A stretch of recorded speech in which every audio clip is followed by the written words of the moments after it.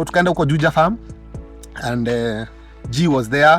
We were also with another colleague of mine, schoolmate of ours, na akaitisha kibuyu. Alienda kwa mzee fulani akaitisha kibuyu. Me, I didn't know what kibuyu is. So apparently kibuyu was radish, Muratina, the Kikuyu traditional drink. So mi nikaekewa, wakaleta ma glass, hizo matambla, tukakunywa. So me, I was not used to drinking. That was my first time. I'm telling you, nilipuke, nilitapika. Utapika ile serious. And at some point, because it was in the afternoon, nilitapika and I think I blacked out. And G and that friend of ours, the other friend of ours, a colleague, had to wait for me to wake up. Wakanimwagia maji. And at around jioni, around 6, I was able to find myself again. And nikaenda nyumbani. I regretted ever going with them. So hiyo Monday, so I went home. The good thing is that my parents never realized what had happened. So nilienda nikapiga shower, nikabrush meno, so that because of that smell. Nikalala, nikakula nikalala. And so Monday, everyone was laughing at me in school because now my friends had already told them that nilikunywa Muratina and nikatapika. And so nikawaambia, the next Sunday nitawaonesha. Next Sunday sitatapika. So in preparation, I continued now training with my dad's wine. And niliona inaenda kuisha, nikaongezea some maji. So nikaendelea kufanya training. Little did I know what I was doing. So nikaendelea. On Saturday, I was fully prepared. I want to show these guys hii kitu nawezana nayo. So tukaenda huko kwa radish. Apparently this time round, nikakunywa vizuri. They were the ones now staggering. Me, I was okay. And I think my body had started, acclimatizing to the alcohol. And hata hiyo Sunday sasa hiyo ya pili, I even bought some cigarettes. I smoked a few puffs here and there, and I was okay. And nikatembea nikaenda home. Nikaenda home, mimi nikaenda nikajificha. We used to buy kuna sweets zilikuwa zinaitwa core. For those who are my age mates or who are living in that age group, kuna sweets zilikuwa zinaitwa core na particle. So tunakula hizo, zinatoa hiyo smell. And I went home, nikaoga, nikalala, and that was the trend until I finished my standard 8. Fortunately, I passed my exams, and I went to I received a calling letter from Thika High School, but apparently I didn't go to Thika High School. Nikaenda Machakos, one of the big schools in Machakos Boys. And so venye nilienda huko, I had started knowing about alcohol, but was not really into it kabisa. And so in Form 1 nilikuwa tu hapo. There was a lot of monolization. Hiyo ilikuwa kama kawaida. Kaenda Machakos, one of the big schools in Machakos. I found my mom's cousins. My mom's cousin there. He was in Form 4. And he protected me very well. And so I started hanging out with the senior boys. And I think apparently I also started learning some of their habits. And so Form 1 for me was a bit traumatic because I was in an academy. I was in a private school in my primary school. And so and it was a day school. My primary school was a day school. So it was a bit of a trauma having to eat githeri. Like every single day, lunchtime. Ilikuwa menu ilikuwa tu moja. Githeri, 365 days. Jioni menu ilikuwa ugali, cabbage, 365 days. Zile time zote tuko shule, and it was really traumatic for me. Having been in a day school, nilikuwa na enjoy chakula ya home. And so I started sneaking from school. and nilikuwa na sneak out and then I go to my grandmother's place, now the village I grew up in. And so I started sneaking from school, and nilikuwa na sneak out and then I go to my grandmother's place, now the village I grew up in, called Manyata. So I used to sneak, naenda at least weekends nakula chapati and all that. And whenever I would sneak out, ningeenda napatana na wasee huko nje, tunapiga ka drink kidogo here and there. Kuna some spirits that had been introduced at that time, zilikuwa zinaitwa Sapphire. So nilikuwa naenda na buy, sometimes I would sneak them into the school. And I also started hanging out with some Form 2s, wakanionyesha mambo ya kandukulu. So we would sneak out the school, we go and do our shash and come back with hizo masafaya. I also started trading, nikaanza kuuza ndukulu hapo shule, and my performance was really affected, because I recall I started getting D's in Form 2. Form 2 nilikuwa napata D's na E's. And having been so bright in my primary school, this was a very big concern for my parents, and they walikuwa very concerned, and they usually would come during school and wanaangalia ni nini inaendelea. But me, I would as I told you, I was very secretive, and sikuwahi waambia that there are other things that I was involved in. And nilikuwa na usniper fulani, unapata I used to camouflage vizuri sana. And at some point I started telling them that I don't want to be in that school, but they insisted. Well, insist because actually my dad was in that school, and probably he didn't see anything wrong because he had done so well in the school, and there was actually nothing wrong with the school.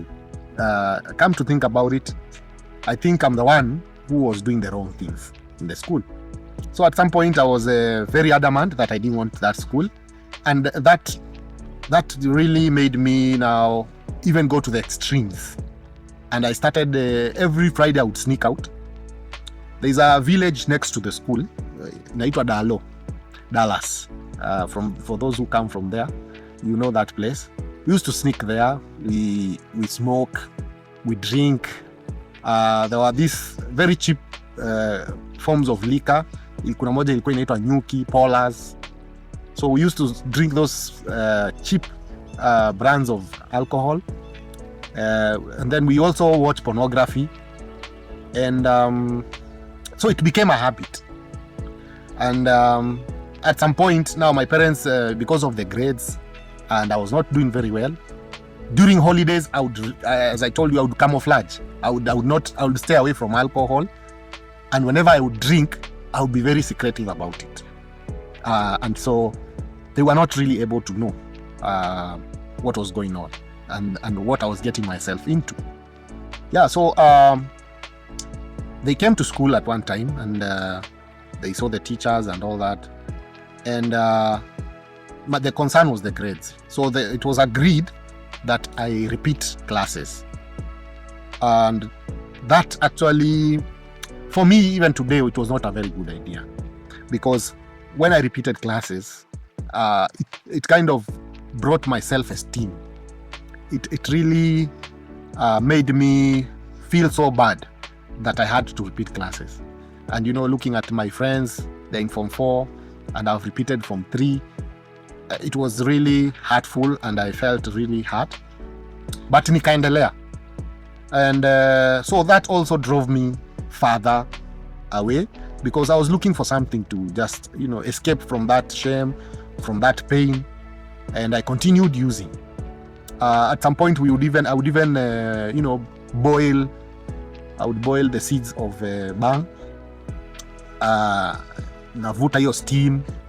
I would drink that soup.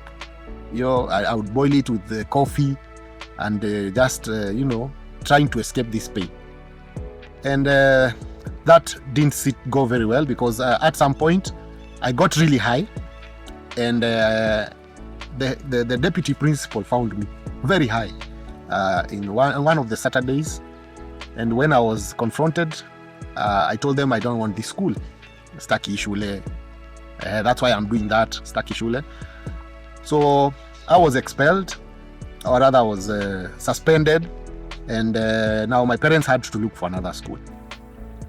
So fortunately, my mom and dad got me another school in Maragua, and I made a very big shift to Maragua in Murang'a County, a school known as Pioneer School. So I went there, and I was ready for a new start. I was ready to start again, to remold myself, and which I did. And I got into CU. I started praying. I started attending CU meetings and all that. And for the 2 years that I was there, because now I also repeated classes, because there was no chance for me to go to Form 4. And this was the second time I was repeating classes. So when I went there, I did very well. There were no incidences. I didn't sneak out. I didn't drink. I would really avoid any company that would, drive me into alcohol and all that. And I passed my exams and I qualified for university. Yeah, so pale JKUAT, things were really good. I found freedom. When you're in university, you're in college, you can do what you want, and there's no one to follow you up. And so I was in my hostel. I had my own space, and at that time I had not started using. So when there was the bash for first years, the first years bash, the pressure was too much.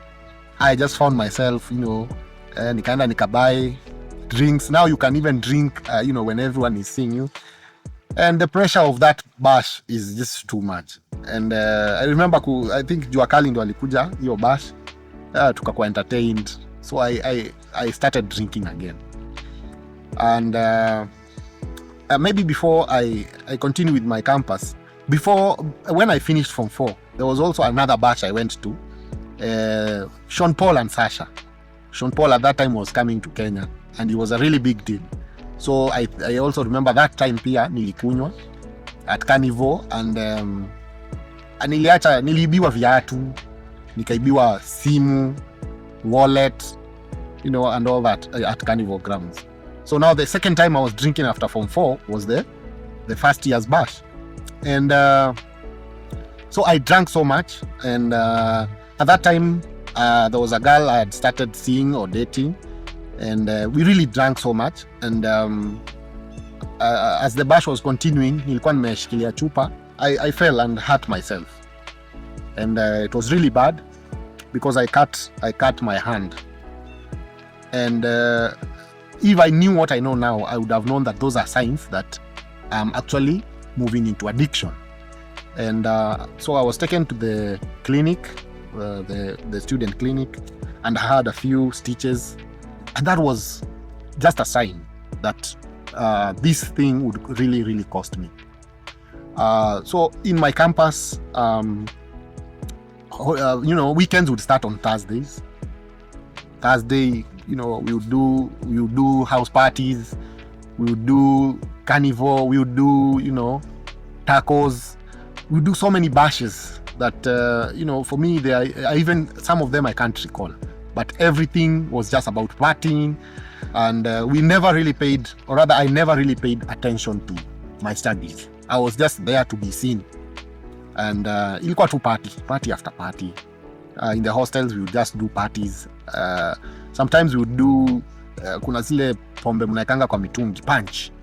Mnaeka fruits, nini na mizinga kama 10, and all types of mizinga. So unapata kuna imewekwa keg, imewekwa nini. And it was just a cycle that I was getting into, and it was not so good because my grades were not very good. You'd find that some of the units I would flop, and nilifanya hata soup. I did several soups, around 3 or 4 soups, and the other grades were not so good. So this was really worrying. It had affected my grades, my relationship with my parents. It was also affecting my relationship with my girlfriend. And, the recklessness that is involved in using. There's so much recklessness because actually my girlfriend, she used to live in Thika. She used to live in their home. And so whenever she would leave campus in the evenings, I would get to have other girlfriends, and it was just reckless and so putting my life in danger. And so this cycle continued until I finished my campus. I finished my university course. Unfortunately, by the grace of God, I was able to finish. But the grades were just, average grades. And so I got nikatoka campus. Maybe before I nitoke campus, there are so many things that went on, and especially, I even happened to have procured an abortion with my girlfriend. All that brought a lot of fear in my life, and so many feelings of not knowing who I am anymore. And that really hurt me. It looked forward to the day I will, one day share with the world what really happened to me. And so that life of using and being reckless brought all that. And so after campus, I was able to secure a job. My first job was a waiter in Mwindimbingu Street. And because I was still using, I was not able to hold that job for even 2 weeks. I think when I got my first pay, I just left the job, and I felt that the job was beneath me. But looking back, it wasn't. It was just a starting point. And so through my parents again, I was able to secure a job in Thika with a microfinance institution. And I moved back to Thika now because I was living with my parents. And once again, I was now free. And this time round, I had a salary. And now my vicious cycle of using just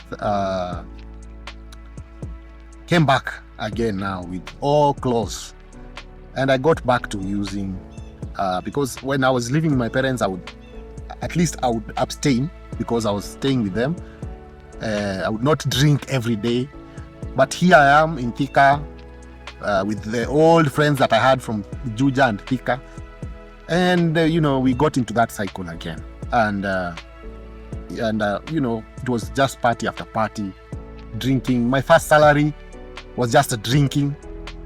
And my parents had to even to come in and chip in, at least for me to I remember there was a guy who had accommodated me, and I stole from him because I really had used my money vibaya. The second month I used my money badly, and I stole from him. I actually stole his ATM, and somehow somewhere he had written his PIN, and nikaenda huko nikaiba from the bank, and that's how I survived that second month.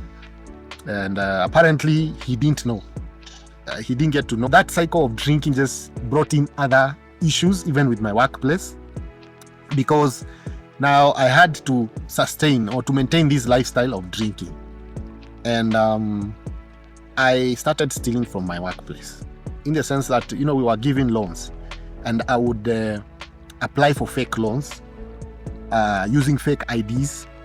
I would even went to the extent of opening bank accounts with those fake IDs, and I would use some of my friends, and I stole a lot of money, up to around 500,000 or so. And all that money, I didn't even use 1 single cent to buy clothes or to buy anything meaningful. I spend all that money on drinking, on women, and on starehe, and just brought a lot of chaos into my life. And by the grace of God, a job opening also opened up, and I knew this was the opportunity for me to move from that job that I was in, and somehow I thought I would never be caught. but siku za mwizi ni 40. So when I moved to my new job, to the new job opening, which was in Kitui, I moved there as a tutor. So venye nilitoka, there was an audit in my previous job, and mambo yangu ikajulikana. The things that I was doing there, the corruption that I was involved in, the fraud that I was involved in, was all discovered, and I was called because the employer was ready to now take me to court and prosecute me for that. But they were able to negotiate and painfully repaid that money, and I was scot-free. And so I went back to my new job, and again, not having learned from my experiences, from what I had gone through, and from the near thing, I was almost being jailed. And so I didn't learn from that. I don't know why, but I just went back to my normal life, my promiscuous life. I went back to drinking, and I went back to using, bang, and back to smoking, and life continued. Little did I know that one day it would catch up with me, and so I continued with that cycle of using until one day, I started now missing the workplace. I started, I would go even for 2 weeks without showing up at the workplace, and my salary was stopped. And for this time round, enough was enough, and my parents had to intervene, and that was around 2010, and that is the first time I had lost now my job, and my salary had been. That is the first time I had lost now my job, and my salary had been stopped, and I had to decide now the way forward. And so my parents gave me an option of going for rehabilitation, which I did. And honestly, deep down in my heart, I was just doing it for the sake of my job and for the sake of getting back on track. And so 2010, I went to Red Hill, the Raphaelites. I did a 3-month program, and while I was there, I was told about addiction and how it's a disease. And for me, this just came in through this year and left this other year. I was like, how is addiction a disease? How is addiction a disease? For me, that was not making any sense. And how comes the others who are using are not sick? And I had so many justifications about how this addiction is not a disease. For me, it was not. For me, it was like something I had learned, and I had to just unlearn it, or change my behaviors. And for me, I was just saying that I would use, I would start using, Tusker and these mild drinks, and life would be jolly. And because I was using the hard stuff, I was using Smirnoff vodka and brandies. So I decided in my head, now I'll use the softer drinks. And so after leaving rehabilitation, just barely a week after leaving rehabilitation, nilienda kwa bar, and nikaitisha Reds. For me, I wanted to test now. I've been sober for 3 months. I think that was the longest time I was sober. And so nikaitisha Reds, nikaanza kunywa Reds. I was with a few friends and colleagues from the university. So nikaanza kutumia, and nikasikia kitu yendi. Nikaitisha Pilsner. Nikasikia bado hazishiki. I went back to I used to take Legend, Mzinga Legend. So nikaitisha Mzinga Legend. And this time, at least nilikuwa nimekaka. There was some accumulated money that I had. So I drank everything. There was also some money my parents had given me now to restart my life. And I just went back again to drinking. I went back to the same behaviors. And now the administrators in the university realized that I was not serious, and they completely now refused to renew my contract. And so I was stuck in Kitui. I had broken the relationship and the trust my parents had given me for a new life. And they had spent so much money in the rehabilitation, over 400,000. And, I had gone back barely a week after leaving rehabilitation. And so I was now alone. And so in the streets of Kitui, I started becoming very dirty because I didn't have work. I started drinking with the changa. I used to drink changa and just smoke bang just to get high. And I would call some of my aunties, tell them to send me fare to go back home. But I don't know what was stopping me, but I would just wakitumia hiyo fare na kunywa. Natumia hiyo fare na kunywa.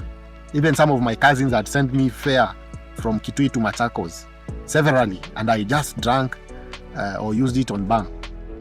And one day I just decided now I think I had enough because I was not eating well. Landlord was almost closing now my place, and I didn't have an option. And the way I had burned my relationship and destroyed my relationship with my parents, and I was also so ashamed. I was not able to go to them. So I decided, let me go back to my grandparents, at least because I lived with my grandma and she was a loving grandma. And I decided now, let me go back to her and just beg her to take me back. So I called one of my aunties and she sent me some fare. This time round, I think by the grace of God, I went back. Nikaenda mpaka kwa my grandma. And it's amazing how our significant others love us, because even in that time of despair, she just hugged me and welcomed me and showed me a place to take a shower. And my grandpa was there, and they were so happy to see me because they knew I was wallowing in Kitui and I was jobless in Kitui and there was no relative in Kitui. And so they really welcomed me. And I vowed to make a change. I vowed to transform my life when I was there. So they gave me a room there, and I started living with them. And they even went further, and my grandpa had an old matatu, and we drove to Kitui. I took my things from the place I was staying, and he paid the balance of the rent that I was owed, and we went home to my grandpa's place. And it was an amazing time at that time. Though I didn't have a job, and my parents didn't want anything to do with me at that time.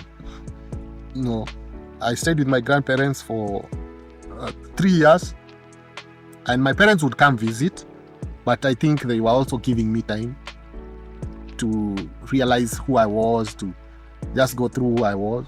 And so for that time, I stayed with my grandparents, and I used to go to church. I started, I remembered my first love, started worshiping, and I became one of the youth leaders in the church. And within that time, I met a wonderful girl, and we started dating. And apparently she fell pregnant.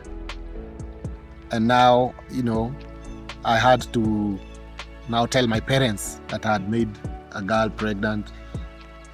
And it was really distressful because our relationship was not that good for those 3 years, from around 2011 to almost 2013. That time, the relationship was really, really ruined with them. And now I had this girl, and she was pregnant with my first son. And it was a time that I just got confused. And sometimes when you get confused and you have been in addiction, you remember now where you can release your tension. So I went back I started taking beer, pole pole, with some of my cousins. And I went back fully now to using. And here my boy was born. And I went back to the same old habit of using and trying to handle things my way and doing things my will instead of the will of God.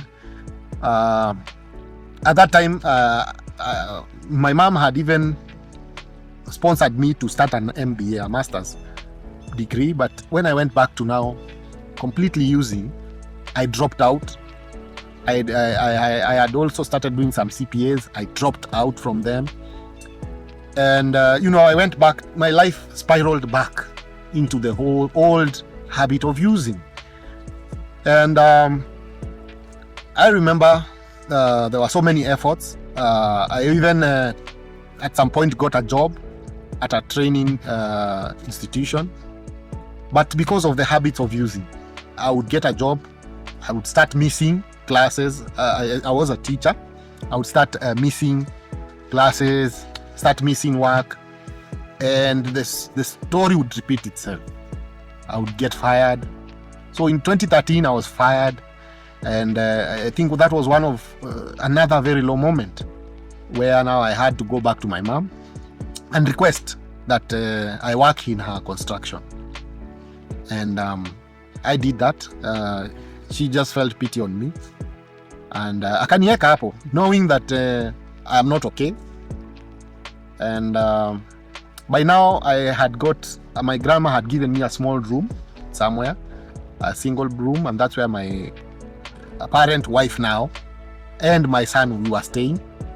It was just a single room, and that was the much I could have. And the funny thing is that I could not see all those things because I had the potential of doing better in life. So addiction had really blocked my sense of vision.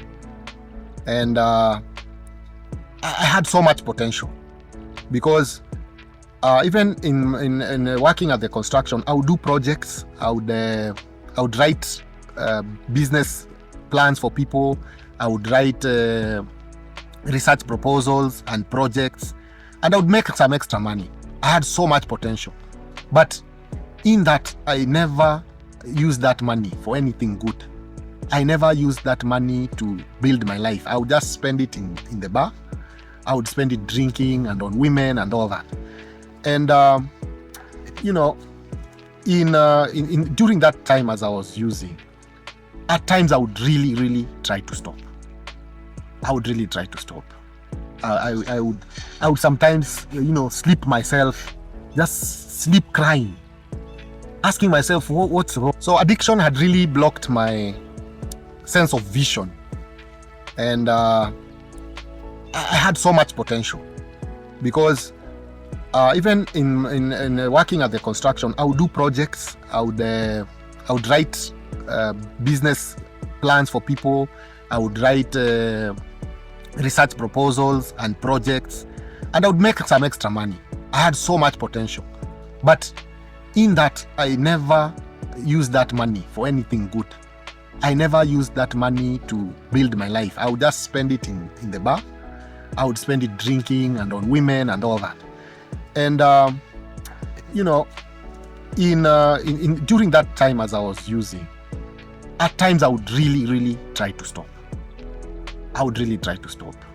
I would sometimes, sleep myself, just sleep crying, asking myself, what's wrong? What's wrong? Why am I behaving like this? Why am I like this? Why can't I drink like others? And I would sometimes just cry myself to sleep.